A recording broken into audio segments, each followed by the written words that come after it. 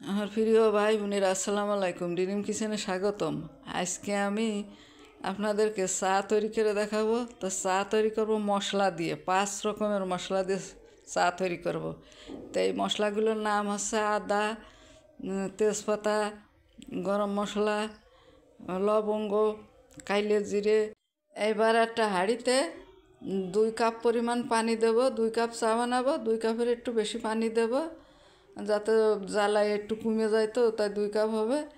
এখন পানি দিয়ে একে একে সব মশলাগুলো আমি ওর ভিতরে দিয়ে দেবো। এই এলাচ ফল, এই তেজপাতা, এই মশলাগুলো দিয়ে চা বানাবো।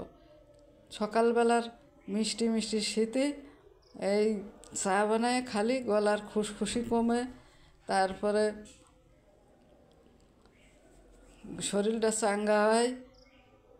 এখন এইভাবে আমি এই চাটা বানিয়ে নেব। আমি জালটা ধরাই দিছি, বলক এসে গেলি আমি 2 চামচ চা দিয়ে দেব।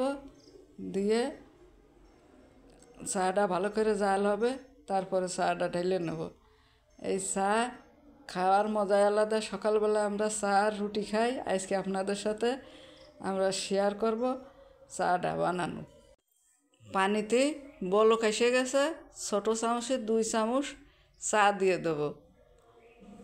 দিয়ে চাটা একটু জাল হবে ভালো করে, তারপরে নামিয়ে নেব। তো এইভাবে চা বানিয়ে আপনারা খাবেন, গলার খুশখুশু সেরে যাবে, শরীরটা চাঙ্গা হবে।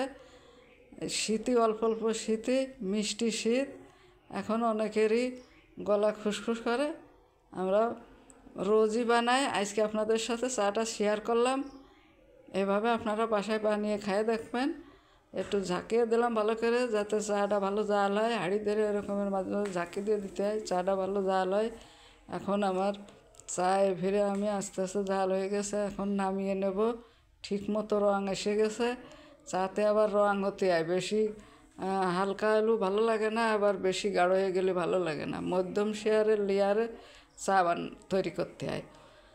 এখন চাটা আমি ঢেলে নেব। সুন্দর একটা রং এসেছে, এই রংটাই ঠিক।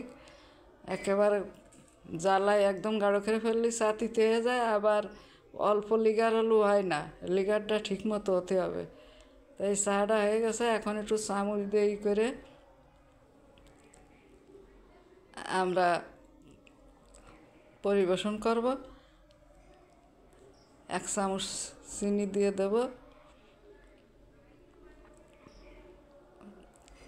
1 চামচ ভরে দিইনি, 2 বেদ দিছি, অল্প অল্প করে দিছি। 1 চামচ ভরে দিলে, চামচটা বড় আছে, 1 চামচ ভরে দিলে চা ঠিক হয়। চাতে আবার খুব মিষ্টি হয়ে গেলে ভালো লাগে না। এই কারণে চাতে চিনি পরিমাণ মতো দিতে হয়, দিলে চাটা ভালো লাগে। এখন চাটা হয়ে গেছে, খুব সুন্দর করে চাটা বানানো হয়ে গেছে। চা দেখেই সকালবেলা যারা চা খায় তাদের সকালবেলা মনে চায় এই চাটা খায়। অনেক সুন্দর হয়েছে। এখন চা আর রুটি আর ডিম পোস্ট সকালবেলার নাস্তা আজকে আমি বানিয়ে দেখালাম আপনাদের। সকালবেলার নাস্তা খুবই ভালো সুস্বাদু খাবার হয়েছে চাটা বানানোতে। চাটা অনেক সুন্দর হয়েছে। এভাবে আপনারা বাসায় বানিয়ে খেয়ে দেখবেন। চাটা বানানো যদি পছন্দ হয়ে থাকে, সাবস্ক্রাইব, লাইক করেন, শেয়ার করে দেবেন। আপনারা সবাই ভালো থাকবেন, সুস্থ থাকবেন। আসসালামু আলাইকুম।